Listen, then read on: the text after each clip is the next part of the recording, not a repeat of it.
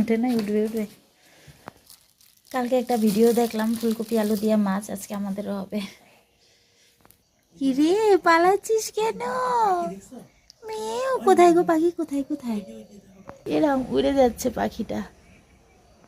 Good morning my dear friends, welcome back to my family.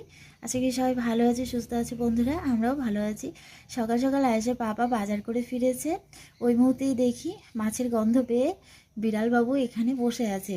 Or video নিতে গিয়ে একটা খুব সুন্দর পাখি এসে পাপা দেখছিল ওখানে, বলে মনা দেখো দেখো কত সুন্দর পাখি।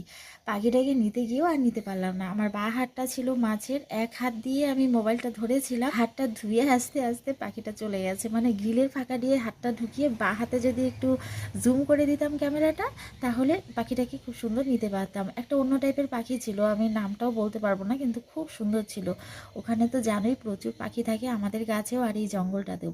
যাই হোক, আবার কখনো সামনে এলে অবশ্যই তোমাদের দেখাবো, আমি তো সবসময় দেখি। তো চলো বন্ধুরা, কাজকর্ম তো শুরু হয়ে গেছে অনেক আগেই, এবার আবার লেগে পড়ি। দুপুরের রান্না বান্না রেডি করে ফেলি যতটুকু পারি। আয়ুষ এখনো ঘুম থেকে উঠেনি, ওর খাবার রেডি করে আমি বসে আছি। আর আয়ুষের পাপা বলেছে একটু ম্যাগি খাবে, তাই ওর জন্য একটু ম্যাগি করে নিচ্ছি।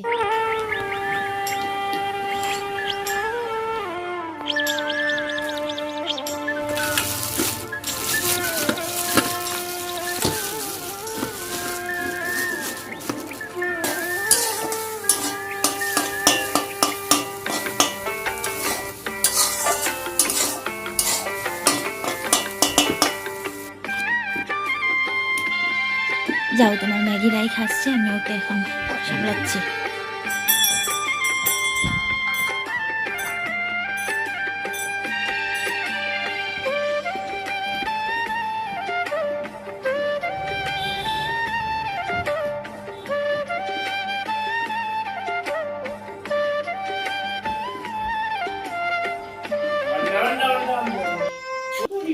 দাঁড়াও সোনা, হয়ে গেছে আমার, এখনই চান করাবো।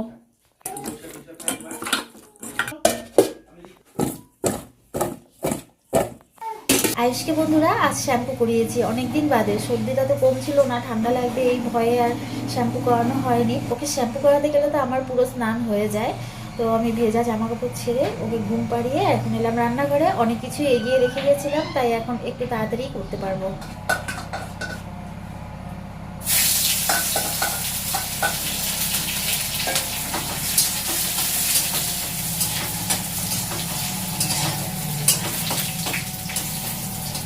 বাড়ির দিকে তো থাকে বসানো কিন্তু যাওয়া নেই।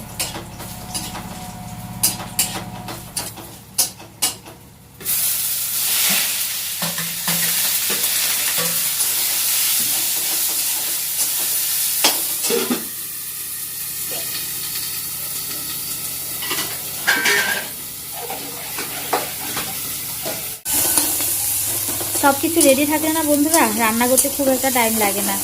একটা উনুনে দেখো ভাত বসিয়ে দিয়েছি, আর এখানে একটু লাল শাক ভাজা করছি। আর তো এই যে ফুলকপি আলু দিয়ে মাছের ঝোল হবে। মশলাটাও পেস্ট করে রেখে গেছিলাম, আজকে আর শিলনোড়া হাতে লাগাইনি। ওই মিক্সার গ্রাইন্ডারে আয়ুষের খাবারটা একটু পেস্ট করেছিলাম, ওকে আজকে মুড়ি দিয়েছি তো লাগানোই ছিল, তাই আর শিলনোড়া লাগাইনি, ওখানেই আমি মশলাটাও পেস্ট করে নিয়েছি। শাক ভাজাটা হয়ে গেছে, এটা নামিয়ে মাছের ঝোলটা বসিয়ে দিব। ওদিকে আমার ভাতও হয়ে যাবে, তারপর সব শেষে করব আয়ুষের খাবার।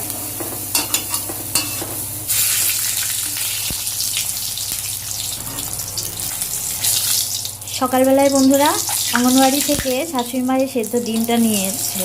তা আমি তো সকালে ভাত খাইনি বলতে খাওয়ার টাইম পাইনি। তো এবার আমি রান্নাটা করছি, আর ভাত তো আছে। এই ভাতটা না ডিম ভাজাটা দিয়ে একটু ভাজা লঙ্কা নিয়েছি, এটা দিয়ে আয়ুষের পাপাকে বলবো ভালো করে মাখতে। রাতের বেগুন ভাজাও আছে 2 পিস। তারপর ঝোলটা হতে হতে না খেয়ে নেব। সকালে খেয়েছিলাম বিস্কিট, 1 পিস কেকও খেয়েছিলাম।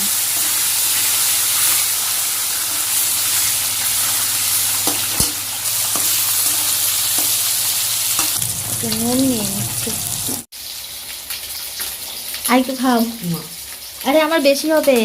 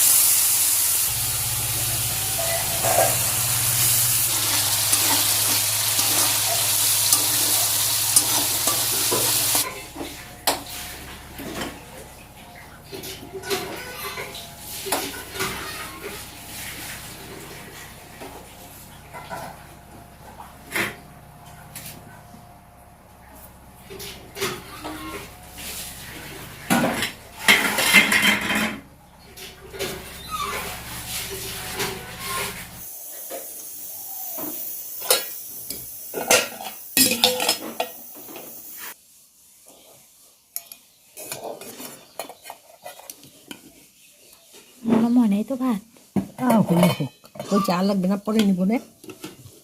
তাহলে তোমাকে আমি একটা বাটিতে তরকারি দিই। জোর করে দিও। একটা বার ডালনায় রাখছি, দেখো আমি ভাজ করে রাখছি আলনায়।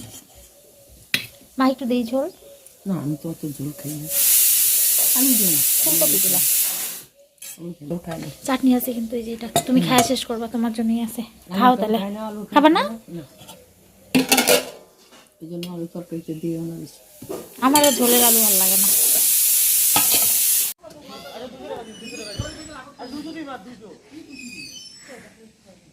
তাড়াহুড়ো করে বন্ধুরা রান্নাটা কোনো মতে নামিয়ে শাশুড়িমাকে খেতে দিয়ে স্নান করে সোজা চলে এসেছি ছাদে। জামা কাপড়গুলো না নিলে তো কুয়াশা পড়া শুরু করবে একটু বাদেই, সব ঠান্ডা হয়ে থাকবে। আর সেই কাপড়গুলো গরম গরম ভাঁজ করে রাখলে ও গায়ে দিয়ে আরাম পায়। তো সব কাপড় শুকোয়নি, ব্ল্যাঙ্কেটের কভারটা আজকে মামি কেচে দিয়েছে। মামি আজকে সকালে এসেছিলেন, তো এটা একটু একটু ভেজা আছে, তো নেবো কিনা তাই ভাবছি। রোদটা তো আছে একটু। আর পাশের ছাদে না আয়েশের পাপা গেছে, ওই বাড়িতে লোক থাকে না, আজকে এসছে তো, তাই ওদের গল্পগুজবের একটু ভিডিও আমি করে নিয়েছিলাম। চলেই আছে এখন নিচে, ওরই বন্ধু ছিল সঙ্গে দুজন। ব্ল্যাঙ্কেটটা নিয়েই নিলাম বন্ধুরা, পরে আবার আসাআসি বারবার। এবার গিয়ে তাড়াতাড়ি আয়েশের খাবার রেডি করছি, মানে খাবার তৈরি করা হয়ে গেছে, ওর বাড়িতে নেবো আর কি একটু পেস্ট করে।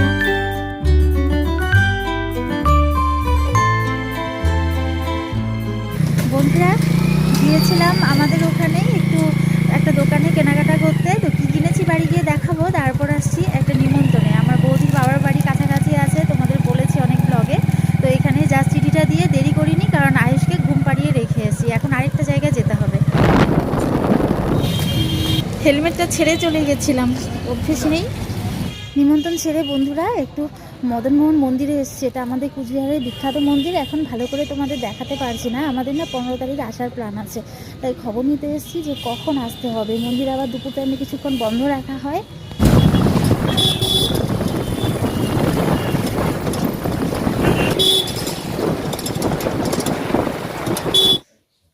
সেই হয়েছে মা, আমার তো আজকেও দেখো এক দোলনা কাপড়, এই যে তোমার পুরানো সোয়েটার মামি তো এখন ভাঁজ করতে লাগে না।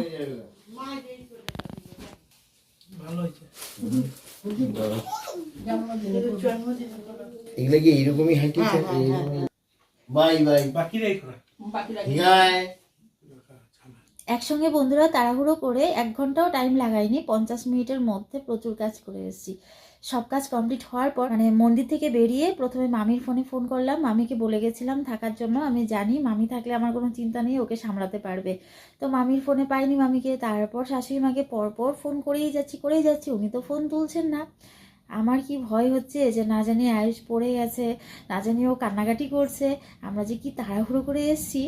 তো খিদে ছিল সন্ধ্যেবেলায় সবার পেটেই, তার মধ্যে আয়ুষে বাবা তো বড় বাজার গেলে একটু খাবার না খেলে বা নিয়ে না এলে আমার সঙ্গে রাগারাগি করে। কাল গিয়েছি, কালও কিছু খেতে দিইনি, আনাও হয়নি, তাই তাড়াহুড়ো করে সিঙ্গাড়া আর জিলিপি কিনে ছুটে এসেছি বাড়িতে। এসে দেখি ও অনেকক্ষণই ঘুমিয়েছিল, আমরা আসার আগ মুহূর্তেই উঠেছে।